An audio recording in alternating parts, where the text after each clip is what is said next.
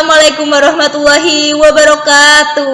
Halo semuanya, perkenalkan nama saya Anissa Rahma Agustina, mahasiswa Prodi PAI Unisnu Temanggung.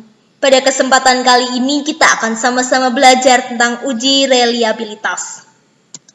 Apa itu uji reliabilitas?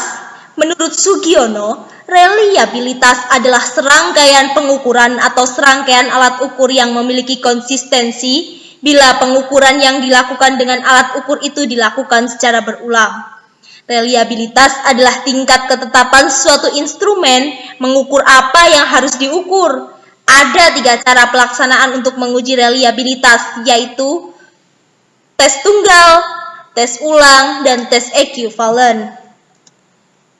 Dalam bukunya, Wiratna Sujarweni menjelaskan bahwa uji reliabilitas dapat dilakukan secara bersama-sama terhadap seluruh butir atau item pertanyaan dalam angket atau kuesioner penelitian. Adapun dasar pengambilan keputusan dalam uji reliabilitas adalah sebagai berikut. Yang pertama, jika nilai Cronbach's alpha lebih dari 0,60 maka kuesioner atau angket dinyatakan reliable. Yang kedua, jika nilai Cronbach's alpha kurang dari 0,60 maka kuesioner atau angket dinyatakan tidak reliable atau tidak konsisten. Konsep dasar dari uji reliabilitas Cronbach's alpha sendiri terdapat 4. Yang pertama adalah kuesioner penelitian dikatakan berkualitas jika sudah terbukti validitas dan reliabilitasnya. Yang kedua, uji reliabilitas dilakukan setelah item kuesioner dinyatakan valid. Jadi, Anda terlebih dahulu harus melakukan uji validitas sebelum melakukan uji reliabilitas. Yang ketiga, uji reliabilitas bertujuan untuk melihat apakah kuesioner memiliki konsistensi jika pengukuran dilakukan dengan kuesioner tersebut secara berulang. Yang keempat, uji reliabilitas dapat dilakukan secara bersama-sama terhadap seluruh item kuesioner dalam variabel penelitian. Di sini adalah interpretasi reliabilitas. Jadi terdapat beberapa kriteria derajat reliabilitas suatu tes.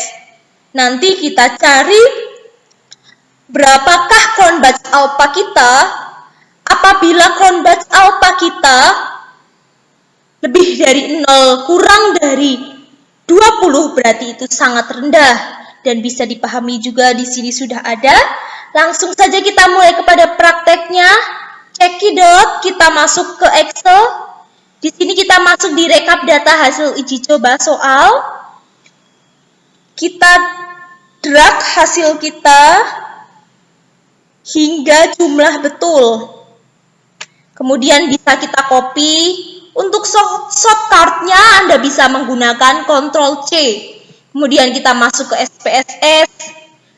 Kita arahkan kursor kita menuju data view. Kemudian kita paste di var. Yang pertama kita tunggu sebentar, sedang loading. Tunggu sebentar ya teman-teman. Setelah datanya keluar, kita masuk kepada variable view.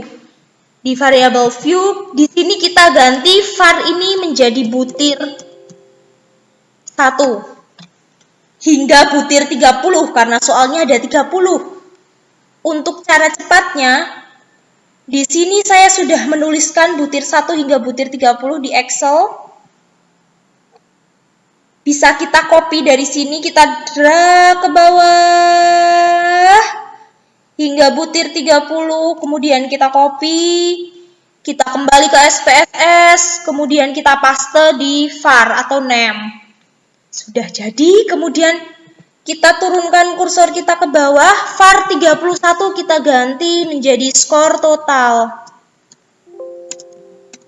Skor tanpa spasi ya teman-teman. Total. Setelah itu langkah yang selanjutnya adalah mengganti nominal desimal. Di sini 2 diganti menjadi 0. Kita arahkan kursor ke sebelah kanan. Di sini ada tanda naik turun, kemudian kita nolkan satu persatu hingga bawah. Tapi cara mudahnya seperti tadi, kita ketik 0, 30, kemudian kita drag 00 itu kita copy, kita kembali ke SPSS, kemudian kita paste. Itu cara cepatnya, supaya kita tidak usah mengganti 0 dari satu persatu. Skor total juga kita nolkan. Kemudian kita akan melakukan uji reliabilitas.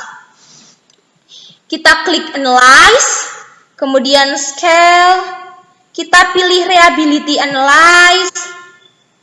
Kemudian di sini ada kotak informasi Reliability Analyze.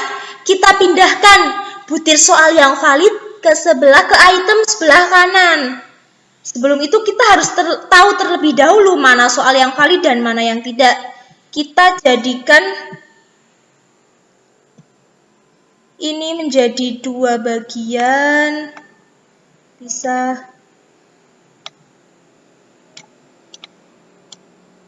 kita kecilkan supaya bisa menjadi dua jendela.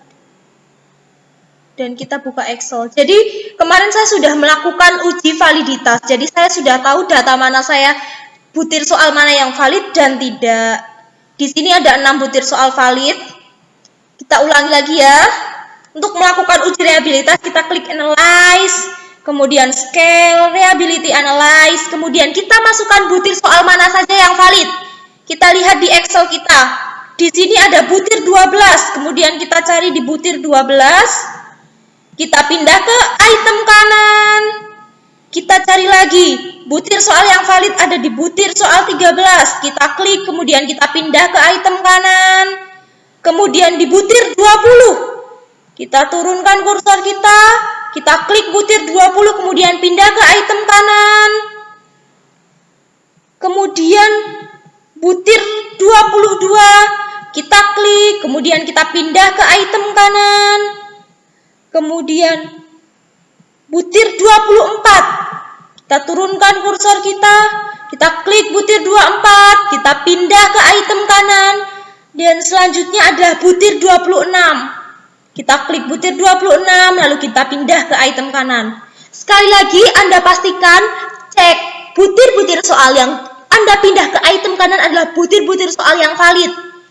Butir 12 oke, valid. Butir 13 oke, valid. Butir 20 oke, valid. Butir 22 oke, valid.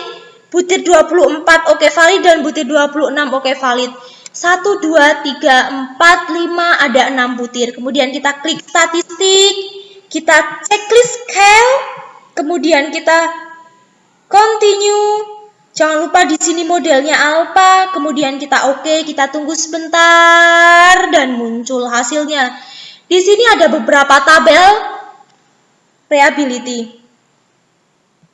Kita tahu bahwa Cronbach alpha yang kita peroleh dari soal kita adalah 239 sebelah sini ini, atau bacanya 0,239. Kemudian kita copy, kita bisa tekan kontrol. Kita copy semua tabelnya, Ctrl C. Kemudian kita masuk ke Word. Kita masuk ke Word. Dokumen baru di Word. Kemudian kita paste di sini.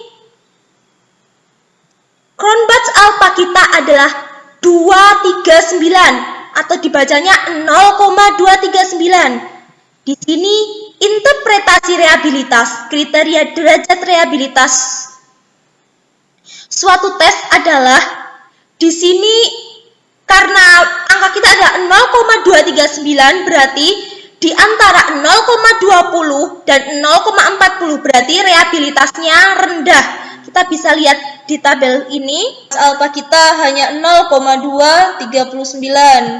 Kita kembali lagi ke Microsoft Word.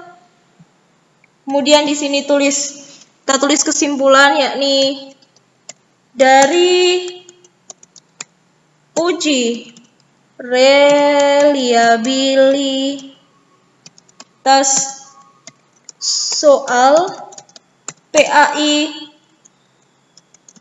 kelas 10 TKR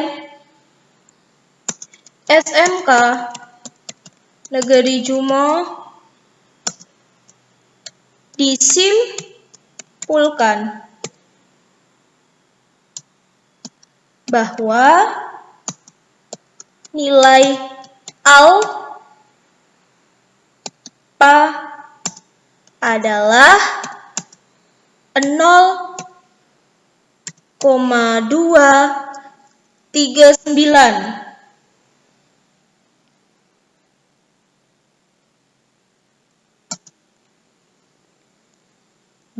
Dan instrumen reliabilitas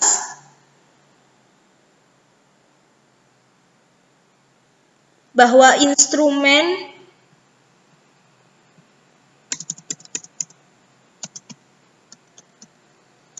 instrumen reliabilitas rendah karena di antara 0,20 sampai 0,40. Selesai. Jadi terima kasih untuk teman-teman yang sudah menyimak. Tetap semangat, jangan pantang menyerah dan tetap berdoa. Saya Anissa Rahma Agustina undur diri. Sampai jumpa di tutorial selanjutnya. Akhirul kalam wabillahi taufiq wal hidayah. Wassalamualaikum warahmatullahi wabarakatuh.